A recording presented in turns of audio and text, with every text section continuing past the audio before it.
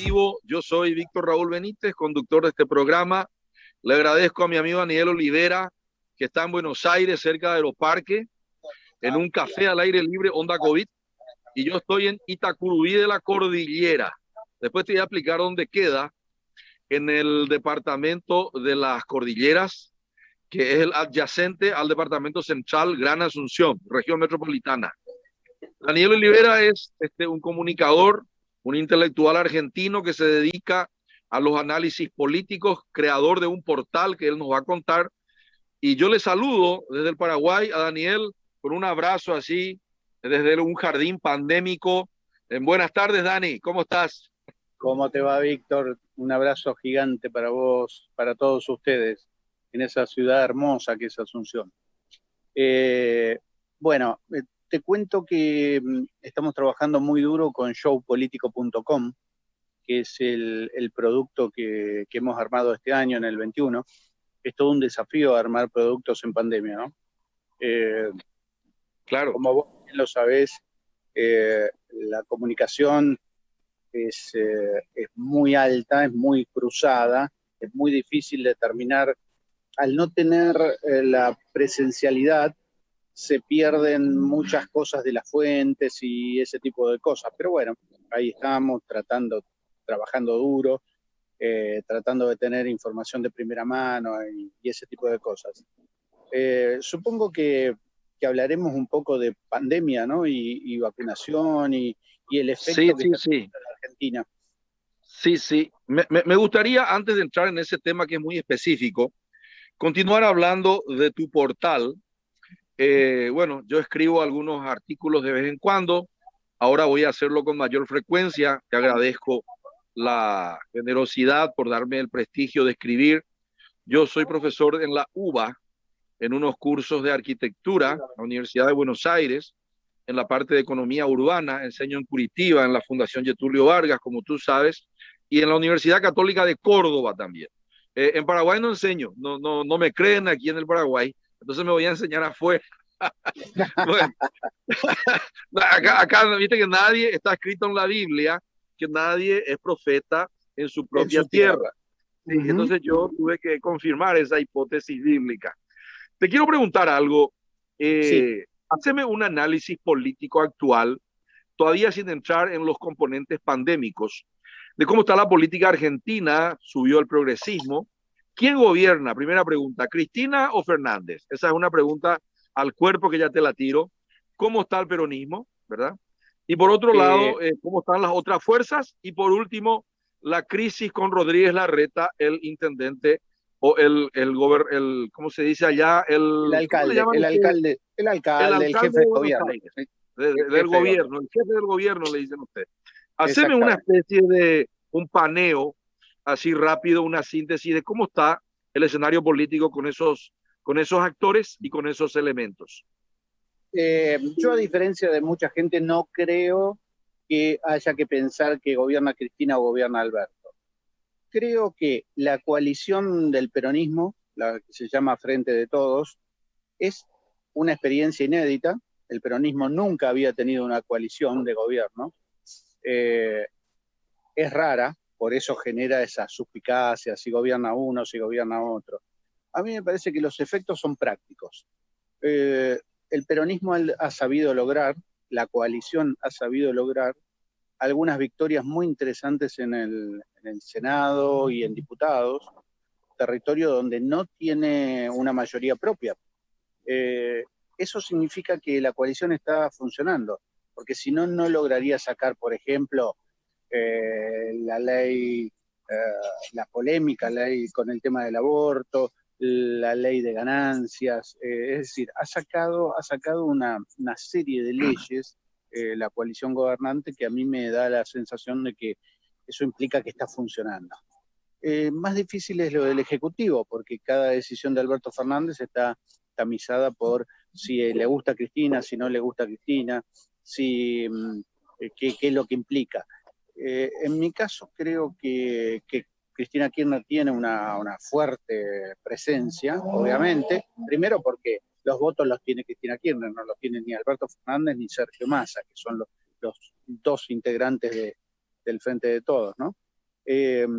Entonces creo que sí, efectivamente hay un peso político de Cristina Kirchner. Eso se demostró en el último cambio de ministro de Justicia, cuando Martín Soria, que es un nombre del kirchnerismo, entra por una persona que era muy amiga del presidente Fernández. Lozardo, la ex ministra, era muy amiga del presidente Fernández. Ahora, Lozardo no había administrado bien las cargas ahí en el estratégico lugar de tribunales, de Comodoro Pi. No tenía fuerza política propia. Creo que Martín Soria, al ser kirchnerista casi de paladar negro, tiene una fuerza política mucho más alta. Eso por el lado del peronismo.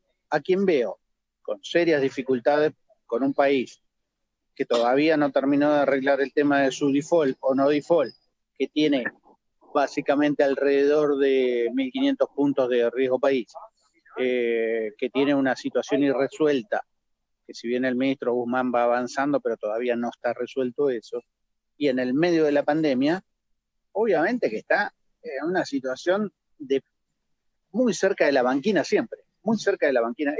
Para graficar, el presidente Fernández siempre estuvo cerca de la banquina, siempre.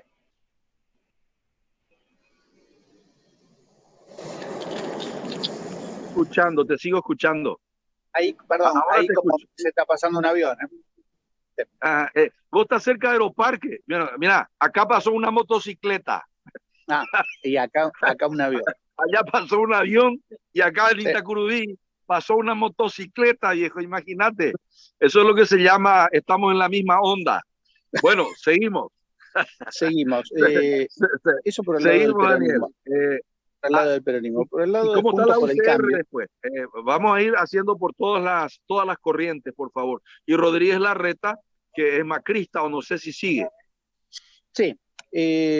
Juntos por el Cambio, que es la unión del macrismo con la UCR y con los restos del partido de Lilita Carrió, está en una situación de transición y de inestabilidad enorme. Hola, ahora sí. Está en una situación de inestabilidad muy alta porque no hay un liderazgo claro. Macri no lo termina de ejercer, muy preocupado con sus causas judiciales, que todos los días, ¿no?, hay una nueva causa. Y entonces ahora la pandemia parece haber arrojado un resultado a favor de Rodríguez Larreta porque se plantea como un opositor, claro. Y Rodríguez Larreta no es un hombre, es un hombre del riñón de Macri, pero no es del pensamiento macrista. Rodríguez Larreta es un peronista de derecha, digamos, ¿no? Más parecido a un conservador que a otra cosa. Los cuadros de Rodríguez Larreta también son peronistas. Es un entramado complejo de explicar, pero que nos permite entender que Rodríguez Larreta, la pandemia le permitió afianzarse como candidato para el 23. Habrá que ver si pasa el turno del 21. Yo creo que sí, que lo va a pasar con éxito. Su riesgo más grande es interno que externo. ¿Por qué interno? Porque en la ciudad, el radicalismo, la UCR, el viejo partido radical, en la ciudad de Buenos Aires todavía tiene mucho peso. Entonces, si Larreta descuida eso, bien puede ser que le aparezca en la ciudad, en el 23, un candidato a jefe de gobierno que le robe la ciudad. ¿Entendemos eso? Es decir, atención, porque Rodríguez Larreta puede, por querer ser presidente, perder la ciudad a manos de la UCR. Nunca a manos del peronismo, porque el peronismo es muy débil en la capital federal y está de alguna manera neutralizado por el mismo Larreta. Pero atención con la UCR. Y la UCR tiene algunas figuras que son interesantes, como Martín Lustó, que también es un potencial candidato presidencial en 2023. Por lo tanto, el ajedrez de Larreta es un ajedrez complejo. Tiene que lidiar con un Macri que no se termina de ir, pero que al mismo tiempo le hace sombra. Con Patricia Bullrich, que juega a ser la heredera de Macri. Con los radicales, que siempre son una amenaza adentro de la misma coalición, de Juntos por el Cambio. todo ese panorama es difícil para la red, pero bueno, creo que lo va a ir manejando y lo irá sorteando. Claro, te quiero hacer una pregunta alrededor de otras regiones que, bueno, yo las conozco más o menos. Santa Fe es más diferente, creo que es más UCR. Rosario, eh, Rosario creo que es un poco más progresista, UCR en parte, pero también Rosario tiene su riñón progresista, por lo menos en la intendencia había una mujer que era de izquierda. Y luego gente más de derecha en Córdoba. Y luego están aquellas provincias que son muy pequeñas, que casi son una especie de califatos, que, que son, bueno, no recuerdo ahora, pero hubo un presidente de unas provincias pequeñas que están allá medio independientes, casi donde parece que todo anda bien. ¿Cómo están hoy los liderazgos políticos regionales con esta crisis y sobre todo con la pandemia?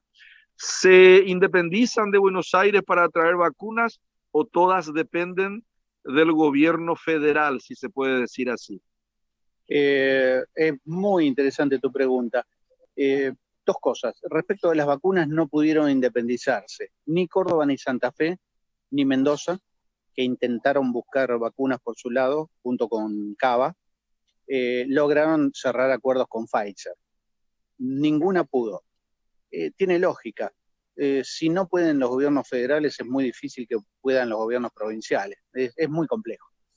Respecto del posicionamiento político de cada una, es muy interesante también. ¿Por qué?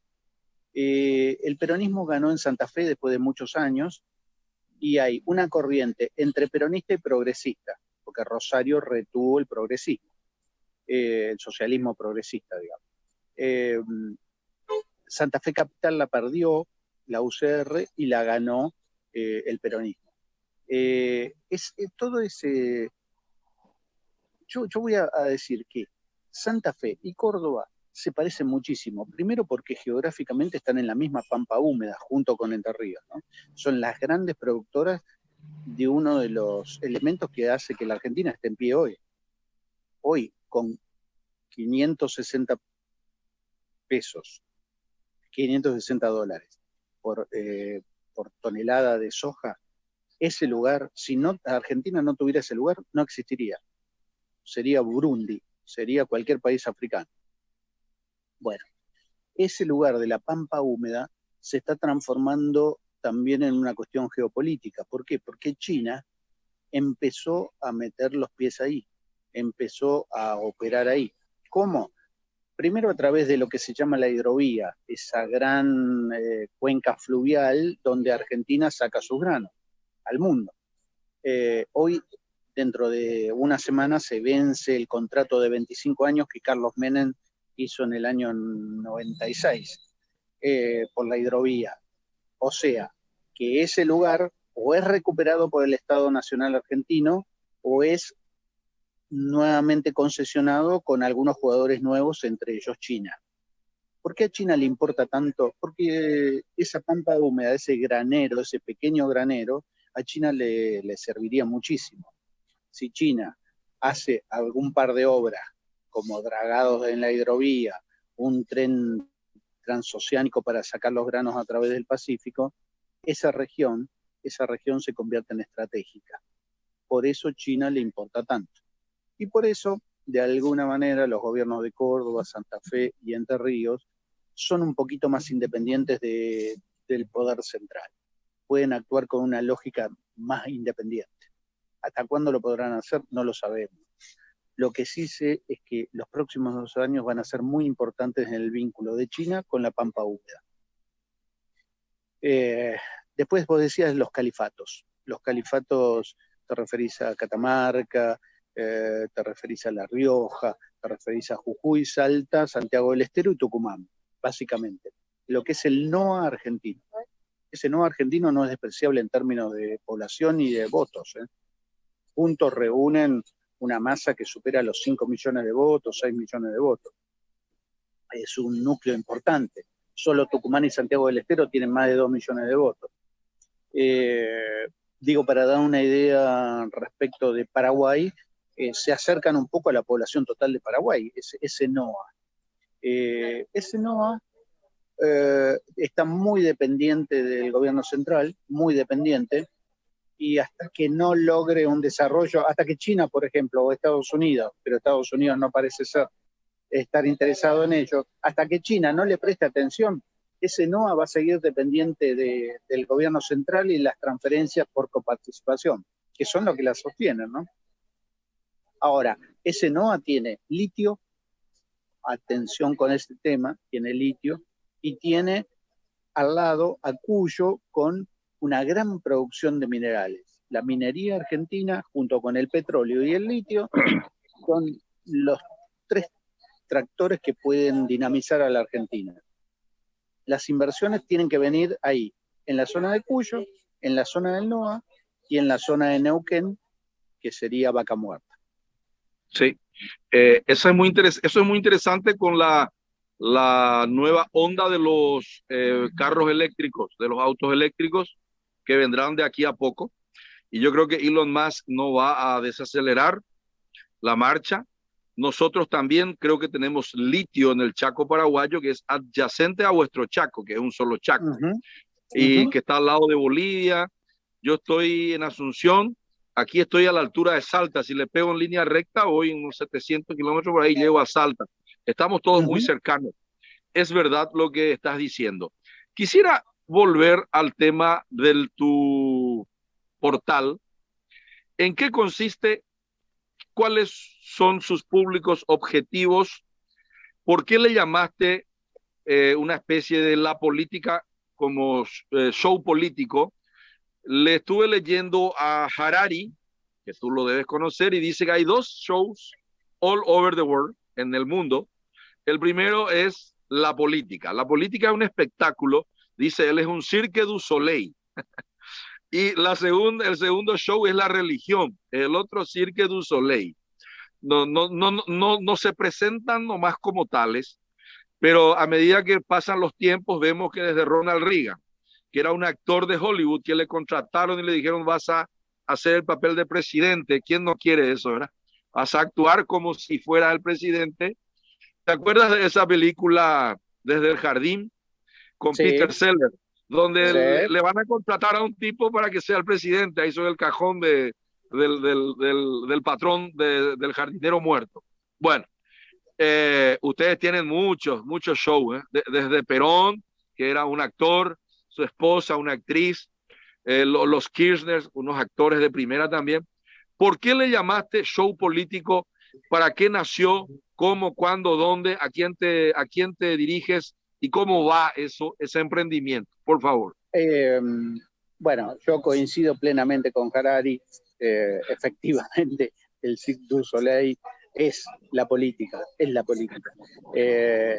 Son grandes actores, es fenomenal. Alberto Fernández le costó acomodarse, pero es el tío bueno, de alguna manera. Y cada uno tiene su rol. Es como si fuera una gran telenovela, un gran culebrón, la política, donde se pelean, se amigan, se abuenan, se vuelven a pelear, con algunos actores de reparto, que son los jueces, tribunales, los legisladores, ¿no? Son todos actores de reparto que van entrando y saliendo en la escena central. Efectivamente yo lo veo así, y por eso le pusimos show político, para intentar traducir lo que la política nos está devolviendo. La política nos devuelve show, entretenimiento finalmente. Nos enojamos, nos indignamos, tomamos posición, la gente toma postura, y no sabe también que los políticos finalmente son una cofradía, son como un sindicato de actores que se defienden a sí mismos, ¿no?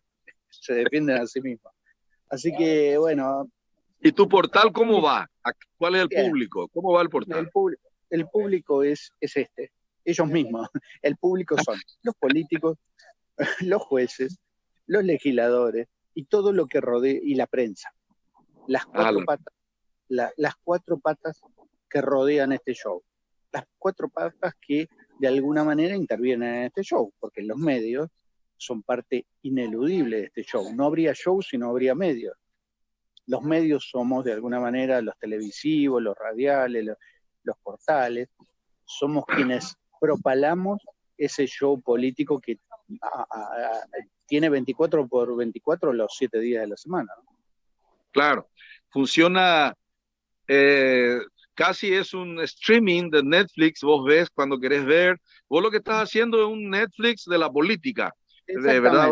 Tenés varios títulos, tenés varios, ¿cómo se llama? Varias películas con varios actores, varios directores, y la gente quiere ver, entra en tu portal. ¿Es escrito o tiene también videos y podcasts? Tiene videos, pero la preferencia ha sido por lo escrito. Increíble, ¿no? Parece raro eso. Parece raro, pero funciona. La política necesita ser traducida, necesita ser escrita para ser entendida. Ya. ¿Sí? Yo me doy cuenta que los títulos y los textos son muy importantes, que el parloteo, el hablar, funciona muy bien en la tele, pero que en los medios web todavía, yo no nací no creí que esta idea fuera así, ¿no? Pero me doy cuenta con la experiencia que el texto escrito todavía tiene valor en la web. Perfecto. ¿Y es podcast?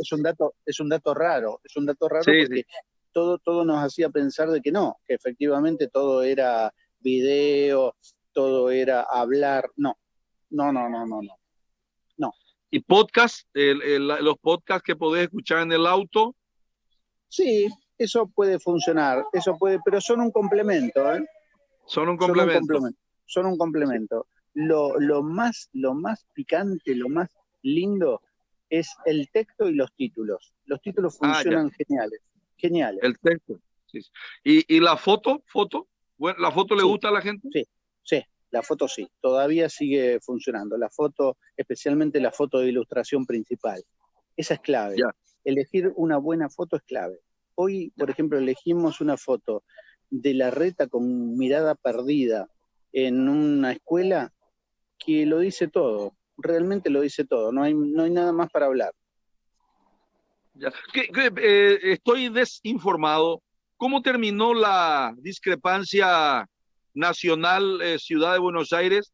Al final... No terminó todavía, no terminó porque tiene que resolver la Corte. La Corte tiene 5 días para que el gobierno le pase sus argumentos. Yo creo que los va a utilizar todos. No creo que hoy salga la presentación del gobierno. Y ahí resolverá. De todas maneras, te digo que hay algo que la realidad ha ido modificando. Larreta se hizo fuerte tratando de que hubiera presencia de estudiantes en las aulas, pero el COVID, a medida que pasó la semana, fue ganando terreno en Cava. Y hoy ya aparecieron 2 hospitales muy grandes de niños, como el Garrahan y el Gutiérrez, con muchos internados, niños internados y jóvenes internados por COVID. Lo que significa que los padres ya empiezan a prestar atención y no están tan dispuestos a entrar en esta pelea de si clases presenciales sí, clases presenciales no. Me parece que lo más importante no es eso, sino trabajar en conjunto respecto del COVID, porque el COVID no hace diferencias entre de la General Paz para allá y de la General Paz para acá. Claro. No, COVID es COVID. No. Claro, no hace acepción de personas ni de geografía. Ahora entramos fuerte en el tema, ya para terminar la entrevista, en 5 minutitos, en 4 terminamos. Sí. El tema vacuna.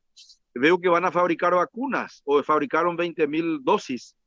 ¿Cómo le ves a eso? ¿Se van a convertir en fabricante o no?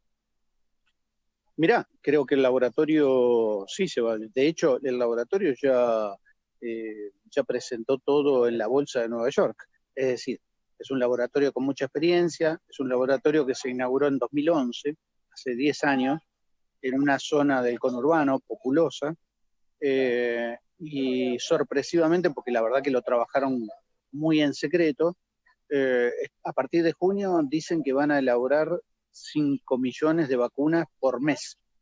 lo que alcanzaría para que Argentina tuviera una dosis suficiente sin necesidad de ir a buscarlas a otro lugar. Sí, creo que se van a convertir finalmente, que el año que viene este laboratorio va a proveer de vacunas a todo el mundo. Creo que efectivamente va a ser así. Es una buena noticia para la Argentina, la deja tranquila porque Argentina vivía el salto.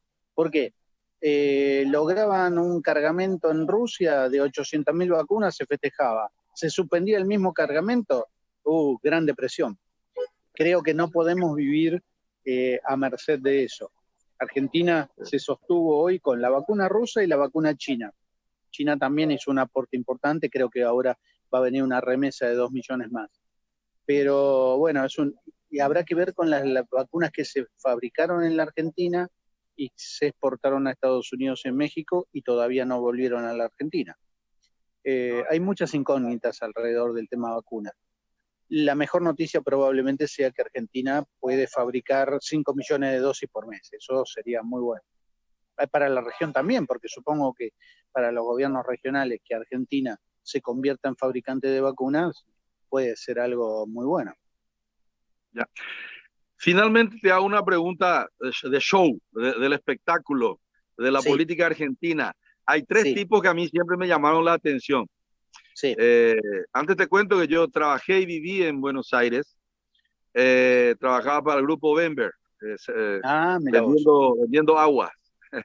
Y te cuento que, pero después, yendo mucho a Buenos Aires, uno es Lustó, el otro es el actual gobernador de la provincia de Buenos Aires, que fue ministro, no me recuerdo el nombre, ¿cómo se llama? Axel Kicillof. Y el otro es el que era el vicepresidente, que también es economista. Los 3 son economistas, hacen mucho show. Que estuvo preso, ¿cómo se llama? El vice de Cristina, creo que. Amado Boudou. Claro, Boudou, Kicillof y Lustó. Ellos te dan mucho material a vos, porque además de ser hombres con poder, con mandato, muy inteligentes, son economistas y siempre están con novias lindas, siempre aparecen en el show ahí. Me acuerdo que Lustó estaba de novio con la nieta de la señora esta, que es también una actriz argentina. Ese tipo de perfil pegan en la Argentina, la gente le vota a los galanes de la política. A la gente le encanta el carisma de Axel Kicillof, que es muy peticito, muy chiquito, pero muy carismático, que tiene una mujer intelectual, muy reservada, con muy poca vida pública. Amado Boudou está transitando horas difíciles porque no se sabe si va a volver a la cárcel o no va a volver a la cárcel. Él tiene una sentencia firme por 5 años y medio, de las cuales lleva cumplida 1 año y algo. Amado era el presidente que Cristina siempre soñó que la sucediera. Esa es la verdad, esa es la pura verdad. Amado reunía todas las condiciones. Y después está el Martín Lustó, que Martín Lustó también es un cari lindo, que fue embajador en Estados Unidos, que tiene una mujer actriz como Carla Peterson. Sí, creo que los 3 tienen mucho futuro político. Tienen mucho futuro.